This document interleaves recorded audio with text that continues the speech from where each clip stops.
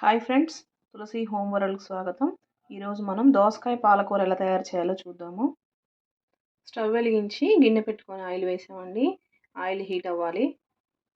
Oil heat అయింది కదండి. Heat అయిన తర్వాత ఆవాలు, జీలకర్ర, గ్రీన్ చిల్లీ,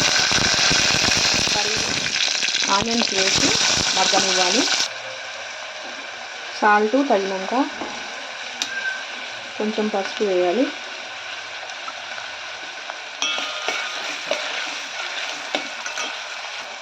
ఆనియన్స్ మగ్గాయి కదండి, మనం దోసకాయ ముక్కలు వేసేసి మూత పెట్టుకుందాం. ఈ మగ్గే వరకు మనం ఒక 15 మినిట్స్ మగ్గించుకుందాము. చూడండి ఫ్రెండ్స్, దోసకాయ ముక్కలు సగం వరకు ఉడికిపోయాయి కదండి. అప్పుడు కొంచెం కారం వేసుకొని కొన్ని వాటర్ పోసుకోవాలండి. ఒక 5 మినిట్స్ ఉడకనిద్దాము.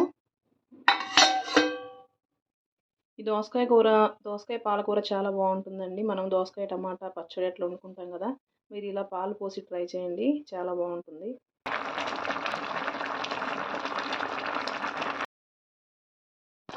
చూడండి ఫ్రెండ్స్, ఉడికిపోయింది కదా. ఇంకా కొత్తిమీర వేసుకున్నాము.